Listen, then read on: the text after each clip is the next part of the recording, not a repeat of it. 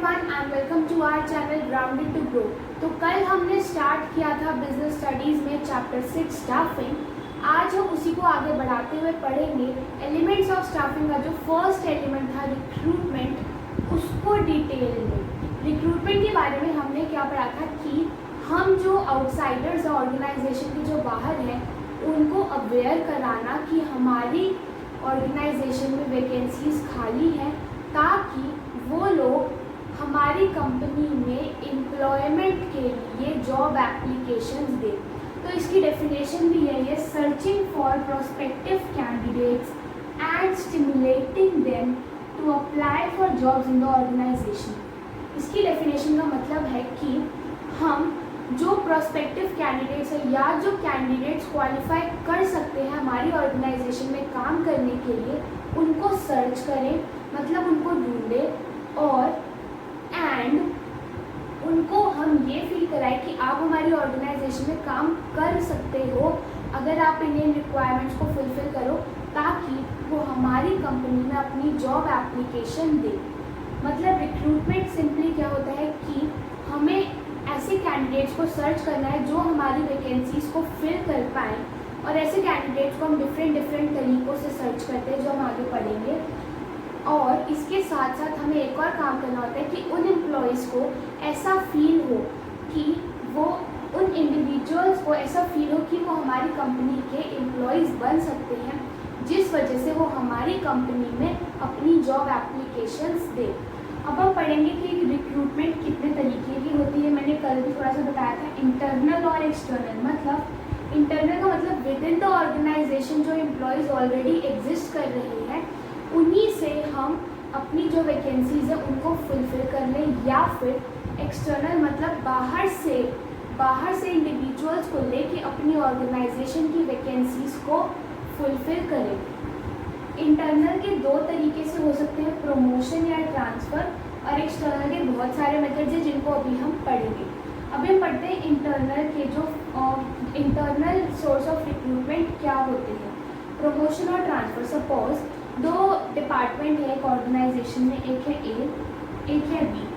दोनों डिपार्टमेंट में 10 जो है वो एप्ट नंबर है एम्प्लॉयज़ का। मतलब दोनों के पास अगर 10 एम्प्लॉयज़ हो तो आराम से दोनों डिपार्टमेंट्स का काम चल सकता है। लेकिन ए डिपार्टमेंट में 11 एम्प्लॉयज़ हैं और इसमें 9 एम्प्लॉयज़ हैं सपोजिंगली। तो क्या हम कर सकते हैं कि यहाँ से एक एम्प्लॉय को निकाल के यहाँ डाल दें, तो दोनों का जो वो है एप्ट नंबर वो अचीव हो जाएगा। ये हमने कैसे अचीव किया, ट्रांसफ़र करके एक एम्प्लॉय को दूसरे डिपार्टमेंट में, मतलब सरप्लस जहाँ पे ह्यूमन रिसोर्स है वहाँ से निकाल के डेफिशिएंट वाली जगह पे डाल दिया। इसे हम कहते हैं ट्रांसफ़र कर दिया हमने एम्प्लॉयज़ को। अब हम इसमें प्रमोशन और ट्रांसफ़र कैसे डिफर करेंगे। सपोजिंगली यहाँ पे वो काम कर रहा था मैनेजर लेवल पे, जो एम्प्लॉय हमने यहाँ से निकाला एक्स, वो था मैनेजर, और उसको हमने उठा के यहाँ पे डाला, लेकिन सेम पोजीशन पे यहाँ पे भी वो मैनेजर ही है। तो ये तो हुआ इसका ट्रांसफ़र। मतलब एक डिपार्टमेंट से दूसरे डिपार्टमेंट में गया, लेकिन उसकी जो जॉब थी, उसकी जो रैंक थी, उसकी जो पोजीशन थी वो सेम रही, तो उसे हम कहेंगे ट्रांसफ़र। लेकिन सपोजिंगली अगर ऐसा होता कि इस डिपार्टमेंट से जो हमने निकाला वो था मैनेजर, लेकिन उस डिपार्टमेंट को ज़रूरत थी किसी और रैंक की। सपोजिंगली उन्हें ज़रूरत थी एक प्रेसिडेंट की, उनकी और किसी प्रेसिडेंट या सीईओ या कोई भी पोजीशन हो जो मैनेजर से हाई लेवल पे होती है। सपोजिंगली ये उसकी थी क्यू पोजीशन की यहाँ पे रिक्वायरमेंट थी, लेकिन उन्होंने भेजा मैनेजर जो क्यू पोजीशन से एक लेवल नीचे होता है। तो जो मैनेजमेंट थी उन्होंने सोचा कि क्यों ना इसका प्रमोशन कर दे, ताकि यहाँ पे क्यू लेवल पे आ जाए, और जो यहाँ पे क्यू लेवल पे एक एम्प्लॉय की रिक्वायरमेंट है वो फुलफिल हो पाए। तो हमने यहाँ से भेजा उसे मैनेजर, लेकिन वो जब यहाँ पहुँचा तो उसको प्रमोट कर दिया गया क्यू रैंक पे, ताकि जो बी पोजीशन पे क्यू रैंक खाली थी वो फुलफिल हो पाए। इसे कहते हैं हम promotion by internal source of recruitment. और अगर वो सेम पोजीशन पे ही दूसरे डिपार्टमेंट में गया तो तो हम उसे कहेंगे transfer from internal source of recruitment. ये थे दो तरीके इंटरनल सोर्स के। अब हम पढ़ेंगे एक्सटर्नल सोर्स के बारे में डिटेल में, क्योंकि इसके बहुत सारे सोर्सेज होते हैं रिक्रूटमेंट के, एक्सटर्नली लोगों को रिक्रूट करने के लिए।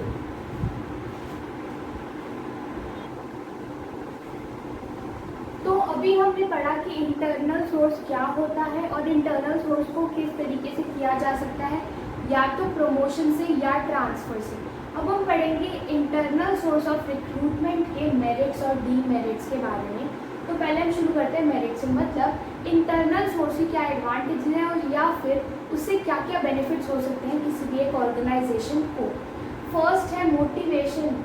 मोटिवेशन से मतलब मोटिवेशन ऑफ एम्प्लॉयज़। बेसिकली अगर हमारी कंपनी में जो एम्प्लॉयज़ काम कर रहे हैं हम उनको दूसरे डिपार्टमेंट में शिफ्ट करते हैं प्रमोशन के साथ, तो ऑब्वियसली वो खुश होंगे, सेटिस्फाइड फील करेंगे, मोटिवेटेड फील करेंगे कि उनको टाइमली प्रमोशन मिल रहा है, टाइमली उनकी सैलरी इंक्रीज़ हो रही है, जिससे वो अपनी रिक्वायरमेंट्स को फुलफ़िल कर पा रहे हैं।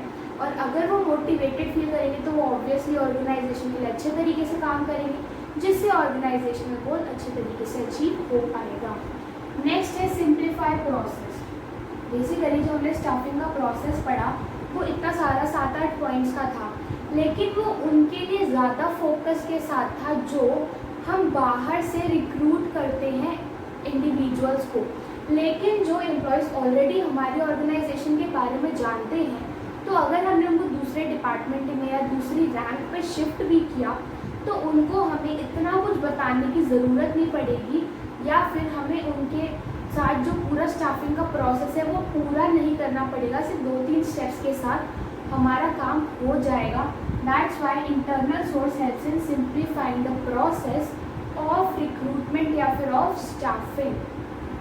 नेक्स्ट है ट्रेनिंग। बेसिकली जब हमने किसी एम्प्लॉय को किसी दूसरे डिपार्टमेंट में शिफ्ट किया या फिर उसका हमने प्रमोशन किया तो उसको उस लेवल के हिसाब से ट्रेनिंग प्रोवाइड की जाएगी, उसकी स्किल्स डेवलप की जाएंगी, जिससे वो एम्प्लॉय मोटिवेटेड फील करेगा। नेक्स्ट है चीप। अब जब हमारा जो प्रोसेस है वो सिंप्लीफाई हो गया है, जो प्रोसेस के स्टेप्स हैं वो कुछ कट गए हैं, तो उन स्टेप्स पे जो कॉस्ट लगनी थी वो भी कम हो गई है, इसीलिए internal sources cheap in nature. Last point है बैलेंस। बेसिकली जो हमने अभी एग्जाम्पल पढ़ा था कि एक डिपार्टमेंट जिसमें सरप्लस एम्प्लॉयज़ है और दूसरा जिसमें डेफिसिट है, सरप्लस से डेफिसिट वाले में ट्रांसफ़र किया तो हम दोनों डिपार्टमेंट में बैलेंस मेंटेन कर पाए इंटरनल सोर्स की वजह से। अब ये जो 5 पॉइंट्स है इसकी छोटी सी मेमोरी टेक्निक है MSTCB, मतलब minimum support of training cost बचाएगा। अब इसको आप ऐसे देख सकते हो कि सबसे कम ट्रेनिंग हमें किसको देनी पड़ेगी, जो हमारी कंपनी के बारे में जानते हैं, जो एक्चुअली में हमारी कंपनी के एम्प्लॉयज़ हैं, तो उन्हें हम कम ट्रेनिंग देंगे जिससे कॉस्ट भी बचेगी। तो ये इन पॉइंट से आप इनको लिंक कर सकते हो कि मिनिमम सपोर्ट मतलब सिंप्लीफाई हो जाएगा प्रोसेस, ट्रेनिंग कम देनी पड़ेगी, कॉस्ट बचेगी, चीप। तो ऐसे करके आप ये पॉइंट्स को याद कर सकते हो और इनकी ये जो वर्ड्स हैं इनसे ये सारे आ जाएंगे। M से मोटिवेशन, S से सिंप्लीफाई प्रोसेस, T से ट्रेनिंग, C से चीप और B से बैलेंस। अब हम देखेंगे डीमेरिट्स, मतलब इंटरनल सोर्स की वजह से क्या क्या नुकसान हो सकते हैं, क्या क्या डीमेरिट्स हैं। फर्स्ट है लेथार्जिक एम्प्लॉयज़। बेसिकली अगर हमारी ऑर्गेनाइजेशन सिर्फ इंटरनल सोर्स पर चल रही है तो जो हमारी कंपनी में एम्प्लॉयज़ काम कर रहे हैं उनको फील होगा कि यार हमारा तो प्रमोशन हो ही जाएगा थोड़े टाइम में, हमें काम करने की क्या ज़रूरत है, जब वहाँ पे वैकेंसी खाली होगी वो अपने आप हमें ट्रांसफ़र कर देंगे, हम अपना आराम से करते हैं, बढ़िया चल रहा है सब कुछ, हमें कुछ काम करने की ज़रूरत ही नहीं है, हमारा प्रमोशन अपने आप हो जाएगा। इस वजह से जो एम्प्लॉयज़ है वो लेथार्जिक इन नेचर हो सकते हैं, जिसकी वजह से ऑर्गेनाइजेशनल गोल को अचीव करने में दिक्कत आ सकती है। नेक्स्ट है इनोवेशन डिक्रीज, या इनोवेशन कम हो जाएगा या इनोवेशन नहीं हो पाएगा। फर्स्ट हमने पॉइंट में देखा कि लेथार्जिक हो जाएंगे जो एम्प्लॉयज़, वो सोचते हैं कि हमारा तो प्रमोशन अपने आप हो जाएगा, हम क्यों मेहनत करें, हम क्यों ऑर्गेनाइजेशन को बड़ा करने में, अचीव करने में कुछ भी ब्ला क्यों मदद करें, आराम से चल रहे सब चलते रहेंगे, हमारा तो हो जाएगा काम। जिस वजह से जो इनोवेशन है वो भी नहीं आ पाएगी। या फिर इसको हम दूसरे तरीके से देखें तो अगर कोई न्यू आउटसाइडर आएगा हमारी कंपनी में तो वो न्यू आइडियाज़ के साथ आएगा जो कि हमारी कंपनी के एम्प्लॉयज़ में भी ना दे पाए। तो अगर हम इंटरनल ही रिक्रूट कर लेंगे वैकेंसीज़ को, तो जो इनोवेशन बाहर के एम्प्लॉयज़ लाते वो नहीं आ पाएगी हमारी ऑर्गेनाइजेशन में। नेक्स्ट पॉइंट है न्यू एंटरप्राइज में नहीं चलेगी। बेसिकली अगर हमने कोई न्यू एंटरप्राइज स्टार्ट की है, जस्ट फ्रॉम द बिगिनिंग हमने एक नई कंपनी खोली है, तो क्या वो इंटरनल सोर्स पे काम कर पाएगी? नहीं कर पाएगी, क्योंकि उसमें अभी तक एक भी एम्प्लॉय आया ही नहीं। तो उन्हें एक्सटर्नल सोर्स की तरफ ही जाना पड़ेगा। नेक्स्ट पॉइंट है कंपटीशन डिक्रीज हो जाएगा। बेसिकली जब एम्प्लॉयज़ को पता चल जाएगा कि यार इंटरनल सोर्स से ही तो ये सारा काम कर रहे हैं, प्रमोशन एक ना एक दिन हो जाएगा, तो क्यों मेहनत करनी, क्यों अपने दूसरे वाले से ज़्यादा अच्छे काम करके दिखाना, अपना टाइम भी आएगा, हो जाएगा प्रमोशन, तो वो लेथार्जिक हो गए, तो कंपटीशन भी डिक्रीज हो जाएगा। लास्ट पॉइंट है रिड्यूस प्रोडक्टिविटी बाय ट्रांसफर्स।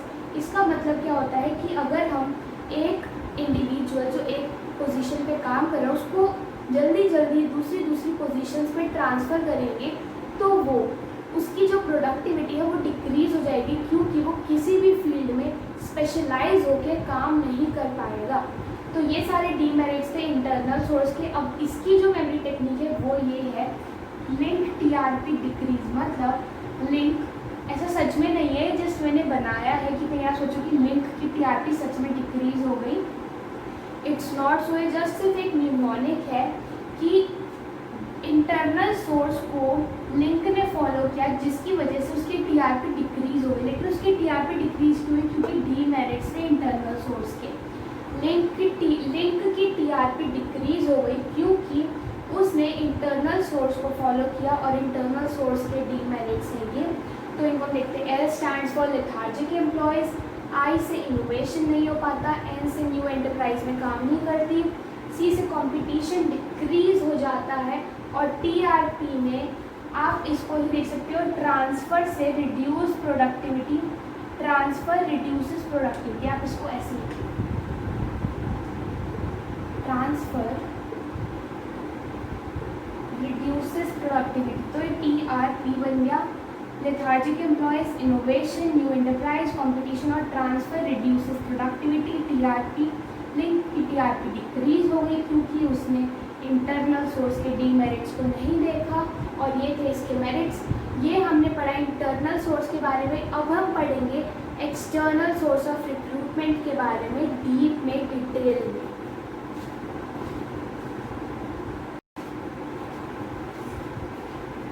तो अब हम पढ़ेंगे एक्सटर्नल सोर्सेज कितने टाइप के होते हैं। मतलब एक्सटर्नली अगर हम रिक्रूटमेंट करते हैं तो किन किन सोर्सेज के थ्रू हम रिक्रूटमेंट कर सकते हैं।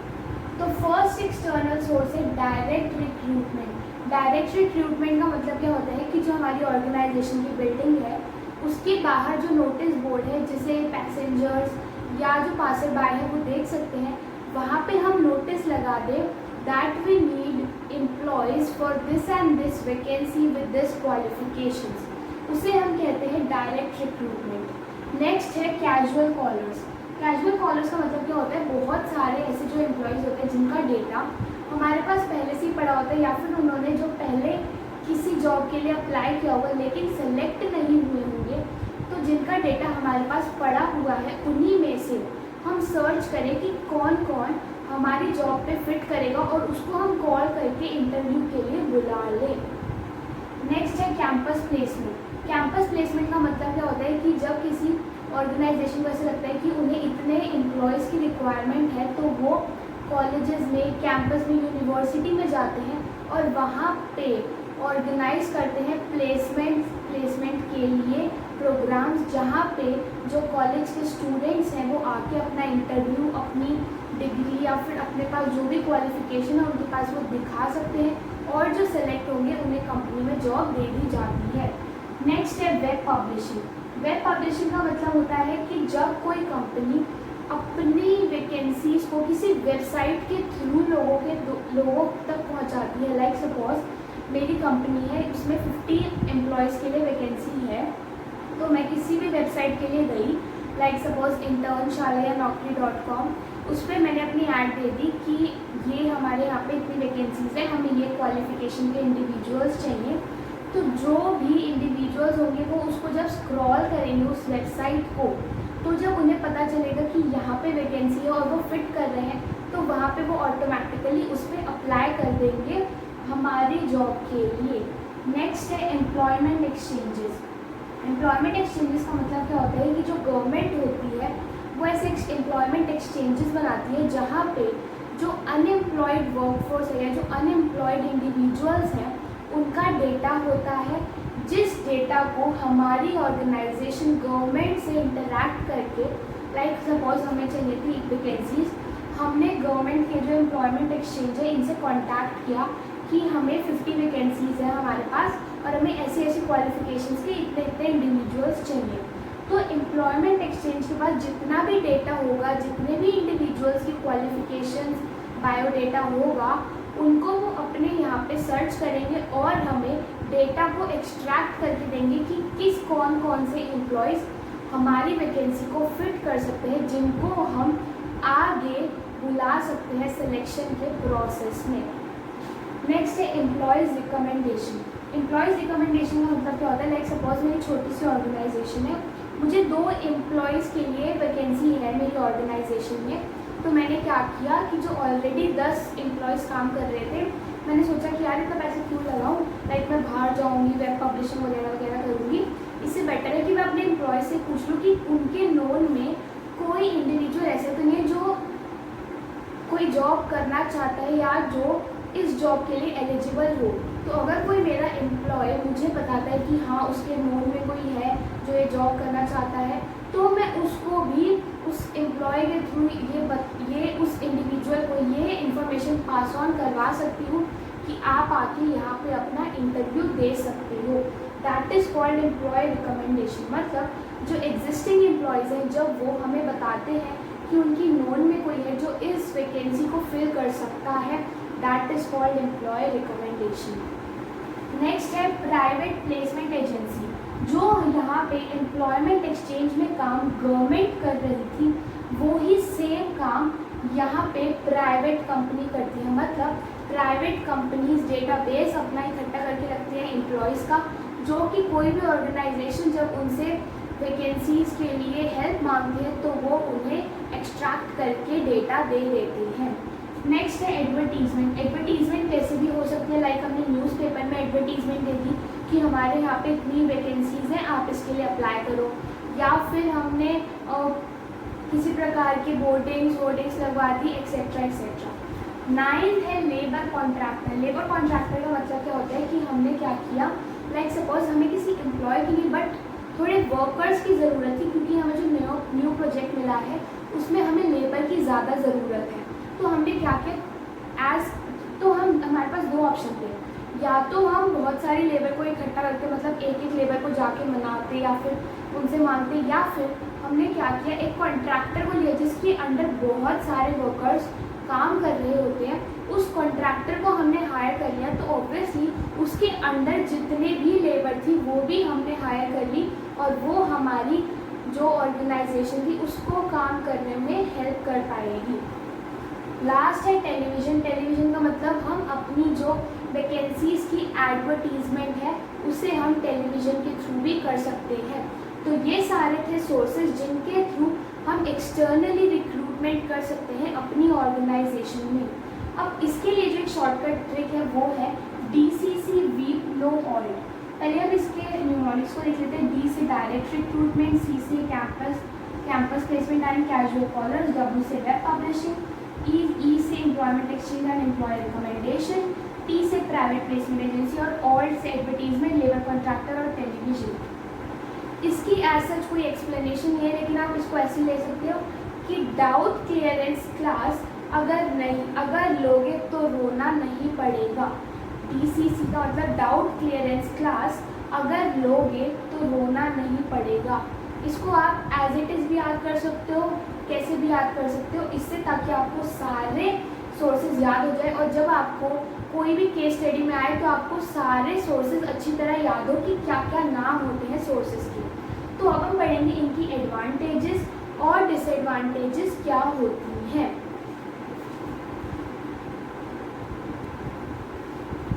अब हम पढ़ेंगे पढ़ेंगे आज की क्लास का last topic, that is merits and demerits of external source of recruitment. पहले हम पढ़ते हैं कि मेरिट्स क्या क्या होते हैं। फर्स्ट है चॉइस इंक्रीज हो जाती है। बेसिकली जब हम इंटरनल सोर्स ऑफ रिक्रूटमेंट देखते हैं तो हमारे पास एक सेट नंबर ऑफ एम्प्लॉयज़ होते हैं, लेकिन जब हम एक्सटर्नल सोर्स ऑफ रिक्रूटमेंट की तरफ जाते हैं तो हमारे पास चॉइस जो है वो बहुत ज़्यादा हो जाती है, क्योंकि there is an n number of people who want to get a job in your organization at the qualifications which you have prescribed. Next point है कॉम्पिटिटिव स्पिरिट। कॉम्पिटिटिव स्पिरिट को हम दो तरीके से देख सकते हैं। एक तो जब भी कोई न्यू एम्प्लॉय हमारे ऑर्गेनाइजेशन में आएगा तो वो बहुत ही कॉम्पिटिटिव नेचर का होगा। वो यही सोचेगा कि मैं जल्दी से जल्दी ऑर्गेनाइजेशन को समझूं और इसमें ग्रो करूं। या दूसरा हम ये भी देख सकते हैं कि जब भी कोई एम्प्लॉय सेलेक्ट होगा तो उसे पता होता है कि वो कितने इंडिविजुअल्स को पीछे छोड़ के आया है इस ऑर्गेनाइजेशन में काम करने के लिए। तो ये जो फीलिंग होती है ये भी एक इंडिविजुअल को मोटिवेट करती है, कॉम्पिटिटिव बनाती है नेचर में, जिससे हमारी ऑर्गेनाइजेशन को बहुत फ़ायदा हो सकता है। नेक्स्ट है पर्सनल क्वालिफाइड। बेसिकली अगर हम बाहर से रिक्रूटमेंट कर रहे हैं तो हम यही चाहेंगे कि जो हमारी क्वालिफिकेशन हमने सेट की हैं उससे ज़्यादा का ही हम अपनी जॉब के लिए पर्सन को ले, ना कि उस क्वालिफिकेशन से कोई कम वाला। तो जो भी एम्प्लॉय हमारी ऑर्गेनाइजेशन में आएगा उसके पास वो सारी क्वालिफिकेशन होंगी जो उस रैंक के लिए चाहिए। लास्ट पॉइंट है टैलेंट। टैलेंट को भी हम इन्हीं सबसे रिलेट कर सकते हैं कि बाहर इतना टैलेंट है जो बाहर के इंडिविजुअल्स हैं, जब वो हमारी ऑर्गेनाइजेशन में आएंगे इनोवेटिव आइडियाज़ लेके आएंगे और जो उनका न्यू टैलेंट है या जो न्यू स्किल है उसको यूज़ करके ऑर्गेनाइजेशन और ग्रो कर सकती है। तो ये थे 4 पॉइंट्स मेरिट्स के एक्सटर्नल सोर्स ऑफ रिक्रूटमेंट के। इसकी जो मेमोरी टेक्निक है वो है CPT होगा क्लियर। CPT बेसिकली एक एग्ज़ाम होता है जिसको हम क्लियर कर पाएंगे कैसे, अगर हम एक्सटर्नल सोर्स के साथ जाए तो। अब हम पढ़ेंगे डीमेरिट्स। यार हमने ये तो पढ़ा कि एक्सटर्नल सोर्स से चले कि इसके डीमेरिट्स भी हो सकते हैं। ऑब्वियसली हो सकते हैं यार, because every coin has 2 faces. अब हम इसके पढ़ते हैं डीमेरिट्स। फर्स्ट है लेंथी प्रोसेस। ये तो हमने स्टार्टिंग में ही पढ़ लिया था, या फिर हमने इसे एडवांटेजेस ऑफ इंटरनल सोर्स में पढ़ा था कि इंटरनल सोर्स जो होती है वो जल्दी हो पाती है as compare to external sources, क्योंकि एक्सटर्नल सोर्स ऑफ रिक्रूटमेंट में हमें पूरा प्रोसीजर, इतना लंबा प्रोसीजर फॉलो करना पड़ता है ताकि कुछ इंडिविजुअल्स को हम आउटसाइड द ऑर्गेनाइजेशन से अ पार्ट ऑफ ऑर्गेनाइजेशन बना सकें। अब ऑब्वियसली अगर ये प्रोसेस इतना लेंदी है तो कॉस्टली भी होगा। तो ये इसके 2 मेरिट बन गए। First, it is a lengthy process and second, it is costly. अब थर्ड पॉइंट जो है वो ये है कि डिससैटिस्फैक्शन अमंग करंट एम्प्लॉयज़। इसको समझने के लिए हम छोटा सा एग्जांपल लेते हैं। सपोज एक कंपनी है एक्स कंपनी, उसमें CEO की जो पोजीशन होती है वो वेकेंट है। तो जो CEO के नीचे जो काम कर रहे हैं, लाइक सपोज 3 इंडिविजुअल्स है ABC, ये जो पोजीशन वेकेंट है, ऑब्वियसली ये तीनों सोचेंगे कि यार हम में से पक्का किसी का प्रमोशन होगा और हम CEO बन जाएंगे। ऑब्वियसली यही सोचेंगे क्योंकि इतनी बड़ी पोजीशन है और ये सब उसके अंडर काम कर रहे हैं, तो वो यही सोचेंगे कि हम में से तो किसी का प्रमोशन पक्का है, हम में से कोई तो पक्का CEO बनेगा। लेकिन जो कंपनी थी उसने क्या किया, उसने वैकेंसी डाल दी न्यूज़पेपर में या वेबसाइट पे कि हमें CEO की रिक्वायरमेंट है इस क्वालिफिकेशन के साथ। यहाँ पे आ गया एक न्यू पर्सन D, जिसको हमने एक्सटर्नल सोर्स से रिक्रूट किया है। अब अगर हम किसी न्यू बंदे को उठा के सीधा CEO की पोजीशन पे रख देंगे तो ये जो तीनों हैं इनके अरमान तो टूट गए, ऊपर से ये सोचेंगे कि हमें क्यों नहीं बनाया गया, बाहर से किसी बंदे को उठा के तुमने कैसे CEO बना दिया। तो इसकी वजह से ये जो एम्प्लॉयज़ हैं या फिर किसी भी और लेवल पे जो एम्प्लॉयज़ हैं उनके मन में डिससैटिस्फैक्शन की फीलिंग आ सकती है। ये थे डीमेरिट्स। अब इसकी जो मेमोरी टेक्निक है वो है LCD, मतलब lengthy process, costly and dissatisfaction. LCD नहीं चला, मतलब हमने एक्सटर्नल सोर्स ऑफ रिक्रूटमेंट को चुना लेकिन फिर भी हमारा जो ये चुनाव था वो नहीं चला, क्योंकि ये डीमेरिट्स थे। लाइक सपोज हमने एलसीडी को चूज़ किया कि हम एलसीडी लाएंगे, लेकिन फिर भी वो नहीं चला, तो डिसीजन खराब। वैसे ही हमने सोचा कि एक्सटर्नल सोर्स से रिक्रूटमेंट करेंगे, लेकिन वो नहीं चली, तो मतलब डिसीजन खराब किस वजह से, इन वजहों से। तो आज की क्लास में हमने पढ़ा रिक्रूटमेंट को डिटेल में। कल की क्लास में हम पढ़ेंगे सिलेक्शन और ट्रेनिंग एंड डेवलपमेंट के बारे में। Till then thank you.